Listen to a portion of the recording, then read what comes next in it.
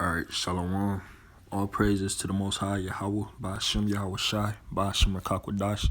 Double honor to the apostles and elders of Great Millstone. Peace and salutation to the hopeful elect and the men that are serving in truth and sincerity throughout the four corners of the earth.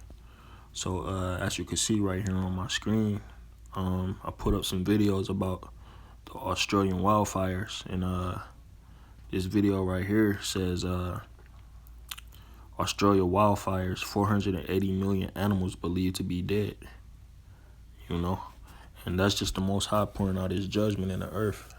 As we know, the Most High is not a respecter of persons. This earth needs to be cleaned. And so therefore, Yahweh Ba'ashem Yahweh Shai is gonna purge, 480 million animals. So if these animals receive this judgment, which the Lord himself created, what do you people think is going to happen to you, who the Most High created also, So let's watch this video and then we're going to grab some scriptures. I think I'm going to title this video, Clearly We're in the End.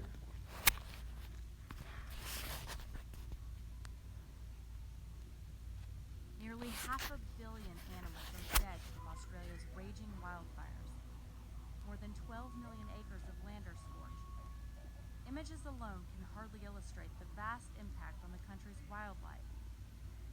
To put it into perspective, there are 330 million people living in the U.S. Australia's wildfires have killed an estimated 480 million animals in New South Wales alone since September 2019. This estimate doesn't include frogs, bats, and insects, which would put the toll on animals much higher. Okay, so you see the amount of animals that have been taken out by the Most High. So what more you people? It's a small thing for the Most High to bring judgment on you people, but he's going to do it in great fashion. Many were killed directly by the smoke and flames. Others may have lost access to food and shelter destroyed by the fires. Up to 30% of the koalas in the region may have died, according to Australia's Environment Minister. Wildlife officials believe some species may be on the brink of extinction. Experts say the wildfires are climate change based.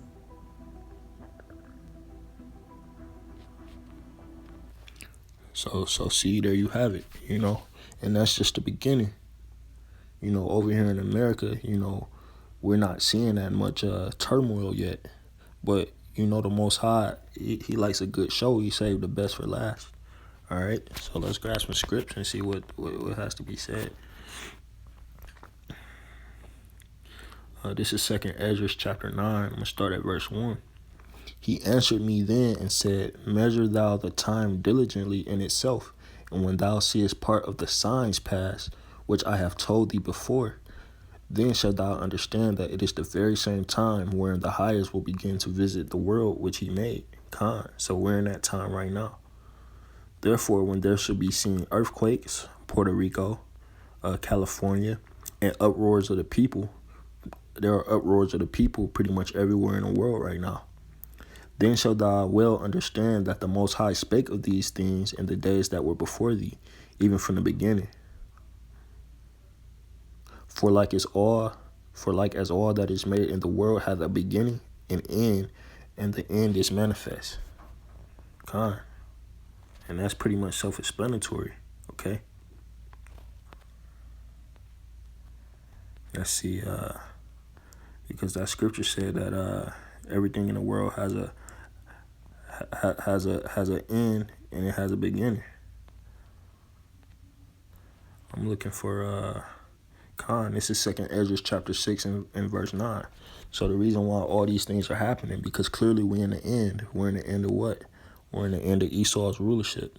2nd Ezra chapter 6 verse 9 reads, For Esau is the end of the world, and Jacob is the beginning of it that followeth. So with that being said, in order for the kingdom of heaven to be ushered in, the Most High has to clean this planet, of all the wickedness that has been perpetrated through Esau Edom. So for Esau is the end of the world, and Jacob is the beginning of it that followeth. Now how do we know that this is end? This is the end. Okay. Let's see. Where did it say? when it says thou shalt see part of the signs. Con. So I'm going to go back to 2nd Ezra chapter 6, verse 9. It says, and when thou shalt see part of the signs pass, which I have told thee. What are some signs that are happening? You know, Joel 2 and 28. And it shall come to pass afterward that I will pour out my spirit. Oh, look at that. Esau hate. Esau hating. Don't hate Esau.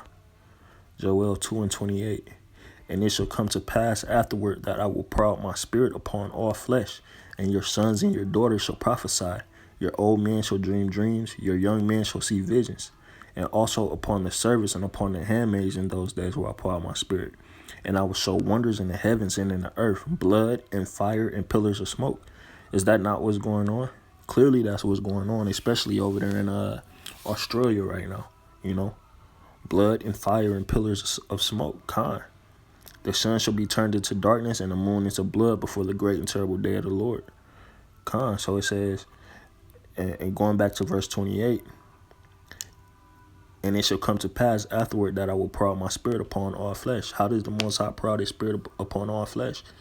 You know, a lot of people are going to YouTube, taking to Facebook, YouTube, whatever social media platform to speak about the dreams that they have about the end of the world. And we know that it's the Most High pouring out his spirit on all flesh due to the fact that these people's dreams coincide with what's being brought out in the scriptures. And I personally have a testimony of a brother that he's not a brother because he's not in the truth, but a gentleman that I know that I kind of grew up with when I was in the world. He knows that I'm in his truth. You know, I've told him about these things, and then what happens? The Most High is beginning to pour out his spirit on him through dreams. Twice he's called me and told me about dreams that he's had, you know, at the end of the world.